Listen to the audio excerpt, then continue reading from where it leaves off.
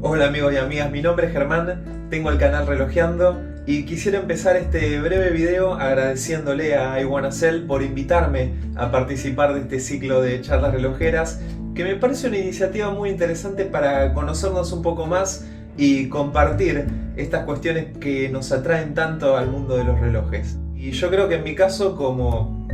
muchas personas que conozco, el mundo de los relojes se nos presentó a través de nuestros padres. En mi caso, el recuerdo más vívido que tengo del contacto con algún reloj es con un reloj que usaba mi viejo. Él vestía formal para ir al trabajo y tenía un reloj que de hecho lo tengo acá y hace poco hice un video sobre él porque lo restauré hace poco y le di la sorpresa. Y es este Hamilton Masterpiece, que la verdad que es un reloj que a mí me retrotrae mucho a mi viejo y a esa admiración que yo tenía por cómo él se vestía formal para ir al trabajo, cómo usaba un reloj tan elegante a tono con cómo él se vestía, y a partir de ahí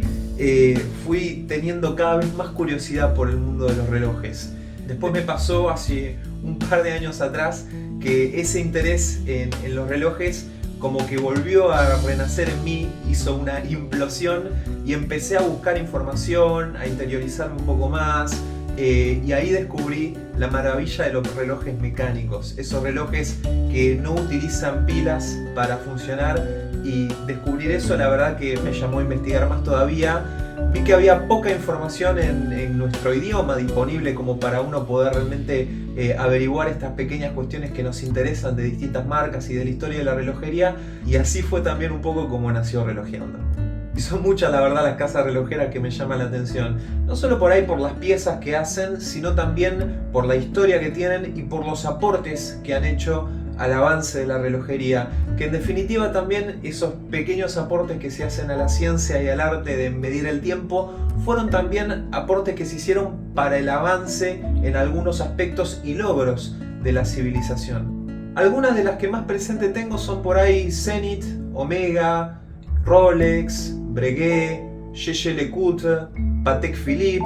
pero por ahí de todas esas la que más me sorprende es Seiko, no solamente por su relevancia histórica y su impresionante capacidad técnica, sino también y más especialmente porque es una casa relojera que es capaz de ofrecer piezas con un valor impresionante, orológicamente hablando, ¿no?, en todos los segmentos de precio. Y creo que esa es una posibilidad que prácticamente ningún otro grande de la industria relojera ofrece. El reloj perfecto para el día a día es,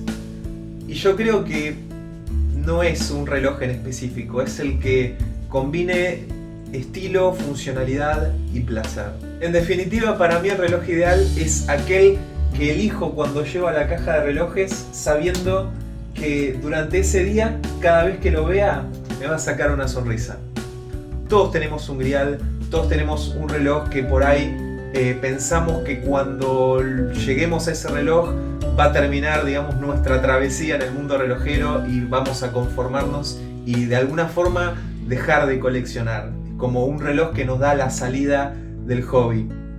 Creo que en realidad eso de que sea el reloj de salida, que sea el grial para terminar el hobby, es una pequeña mentirita que tenemos y que nos decimos a nosotros mismos para justificarnos la travesía que nos lleva a ese reloj. Esa aventura, ese viaje que hacemos dentro del hobby y que realmente es el trayecto lo que disfrutamos. Personalmente creo que lo que me fascina de algunas piezas es una conjunción de cuestiones. Está la estética, claro, pero también está la mecánica, la historia que venga con esa pieza, el ingenio que vaya con ella y por supuesto la capacidad que tenga para sorprenderme y deleitarme. Hoy te puedo decir que uno de esos relojes para mí es el Omega Speedmaster, claro, el icónico Moonwatch. Pero quién sabe el día de mañana cuando llegue a tener ese reloj, si es que llego a tenerlo, me voy a dar cuenta que en realidad también lo que más disfruté es el hecho justamente de la travesía que me llevó a ese reloj,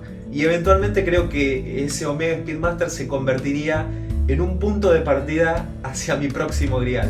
Me parece que la capacidad que puede tener un reloj para asombrarnos, para vincularlo a algún momento importante para nosotros o con algún recuerdo, para hacernos apreciar el trabajo artístico que hay en él, y sobre todo también para entretenernos, son algunas de las cosas que nos apegan más a estos objetos. Pero lo más importante, y lo que me parece que en definitiva todos disfrutamos más, son las personas que conocemos gracias a este viaje que hacemos a través del hobby relojero. Personas con las que, con la excusa de los relojes, terminamos casi sin darnos cuenta entablando amistades. Uno entra a esto por los relojes, pero se termina quedando por las personas. Amigos y amigas, muchas gracias por acompañarme hasta el final de esta conversación, y sobre todo y muy especialmente gracias a I Wanna Sell por invitarme a formar parte de este ciclo de charlas relojeras. La verdad que lo disfruté mucho y espero que nos sigamos viendo por ahí para seguir relojeando la próxima. Hasta luego.